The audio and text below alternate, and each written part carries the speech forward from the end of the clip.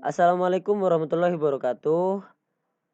Di sini saya mewakili dari teman-teman akan memberikan penjelasan tentang peradaban masa dinasti Safawi Persia Iran dan dinasti Mughal India, yang beranggotakan Muhammad Syaifullah Al-Aziz, dan saya sendiri Khalid Fahruddin, dan yang terakhir Niken Dewi Sesanti. Ya, kita masuk ke materinya. Di sini kita masuk ke pengertian umum di mana dinasti Safawiyah bermula dari gerakan Sufi di kawasan Azerbaijan yang disebut Safawiyeh. Pendiri gerakan Sufi ini ialah Syekh Safi al-Din tahun 1252 sampai 1334.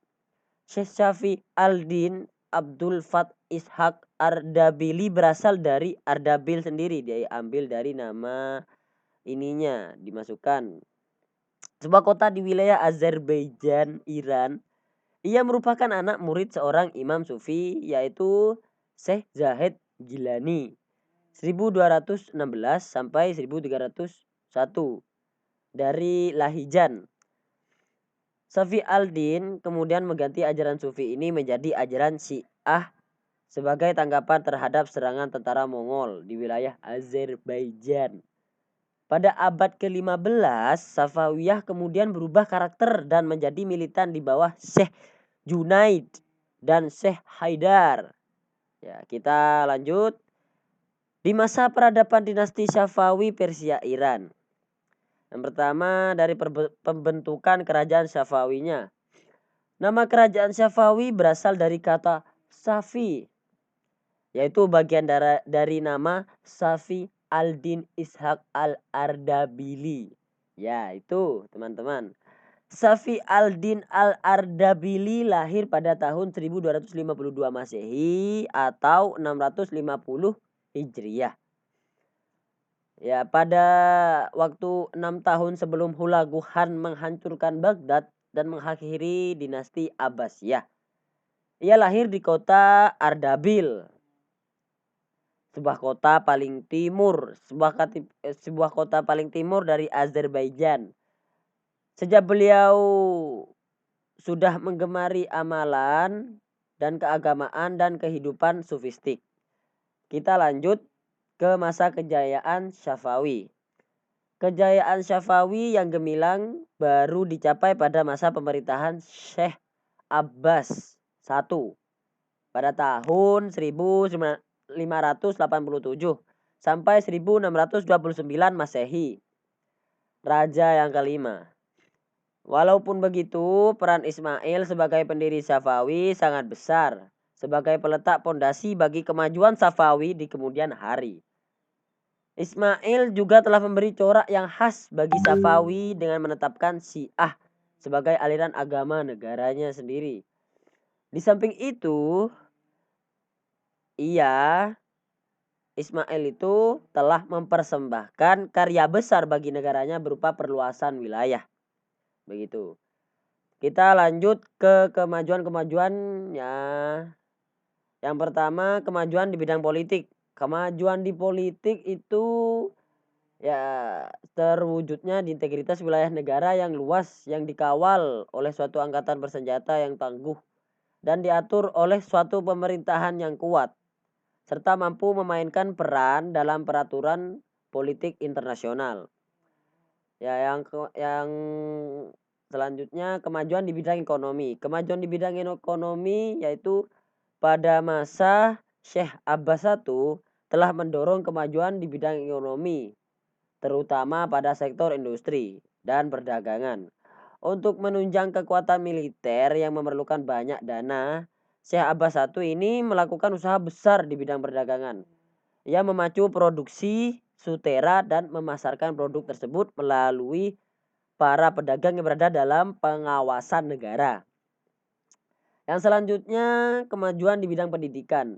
Kemajuan di bidang pendidikan yaitu gunanya itu memperlancar sosialisasi dan memapankan ajaran Syiah, agama Syiah ya.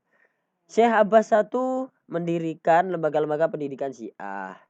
Banyak sekolah-sekolah dibangun di Isfahan, Mashhad, dan Shiraz. Di antaranya adalah sekolah teologi.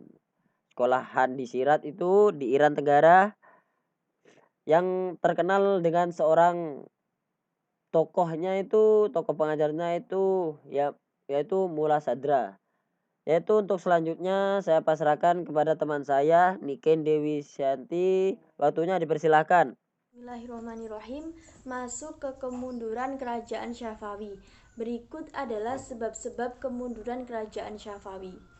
Jadi yang pertama itu karena adanya pemimpin yang lemah dan tidak cakap dalam menjalankan roda pemerintahan.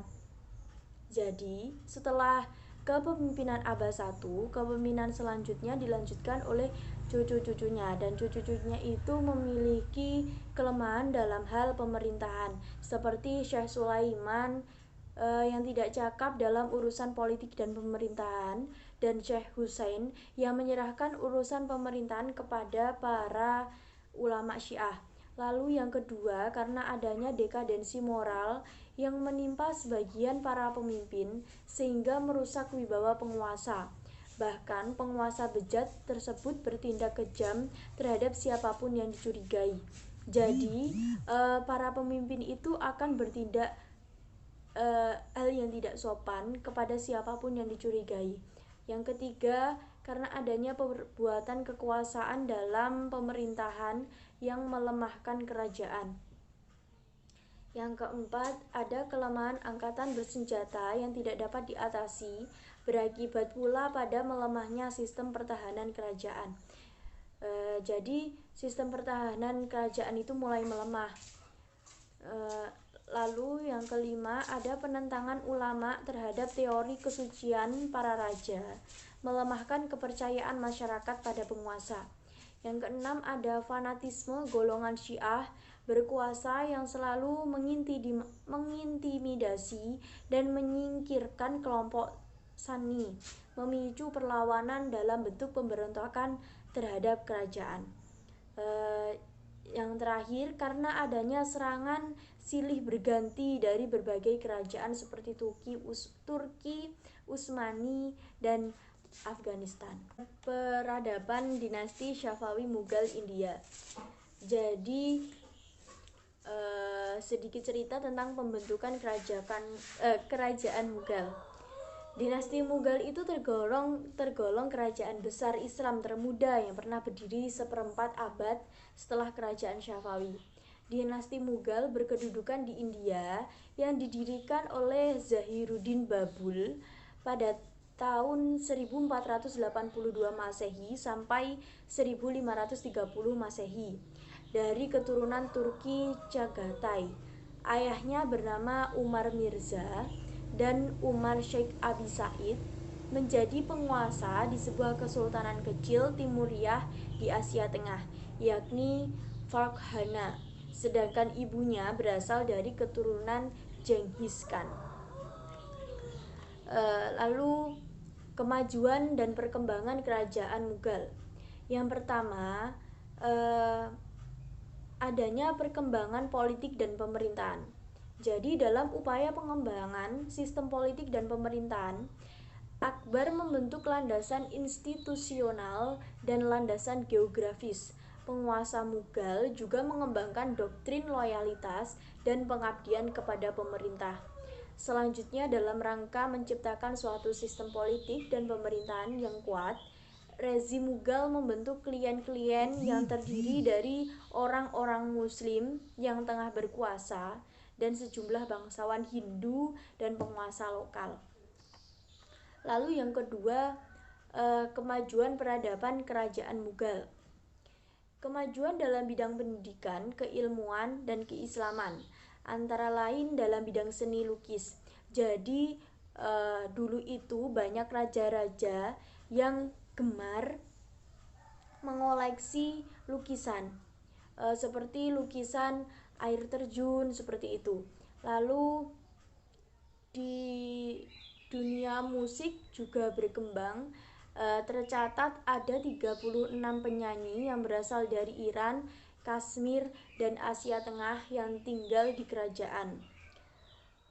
Lalu juga seni bangunan, karena raja-raja Mughal dikenal sebagai raja yang gemar sekali mendirikan gedung-gedung baru. Dalam seni bangunan Mughal terdapat unsur-unsur bangunan dan dalam dan luar negeri. Pada masa Akbar misalnya terdapat bangunan Cora Iran. Jadi dalam seni bangunan Mughal itu terdapat unsur-unsur dari dalam negeri dan luar negeri juga. Seperti itu. Karena memang raja-rajanya itu suka sekali mendirikan gedung-gedung. Assalamualaikum warahmatullahi wabarakatuh. Di sini saya akan menjelaskan tentang beberapa faktor kemunduran dan kehancuran kerajaan Mughal. Beberapa faktor yang menyebabkan kekuasaan dinasti Mughal itu mundur. 1. Terjadi stagnasi dalam pembinaan kekuatan militer, sehingga operasi militer Inggris di wilayah-wilayah pantai tidak dapat segera dipantau oleh kekuatan maritim Mughal. Yang kedua, kemerosotan moral dan hidup mewah di kalangan elit politik yang mengakibatkan pemborosan dalam penggunaan uang negara. Yang ketiga, karena konflik yang berkepanjangan, pemerintah daerah satu persatu melepaskan loyalitasnya dari pemerintah pusat, bahkan cenderung memperkuat posisi pemerintahannya masing-masing. Dan yang keempat, semua pewaris tahta kerajaan pada baru terakhir adalah orang-orang lemah dalam bidang kepemimpinan. Mungkin itu yang bisa saya sampaikan.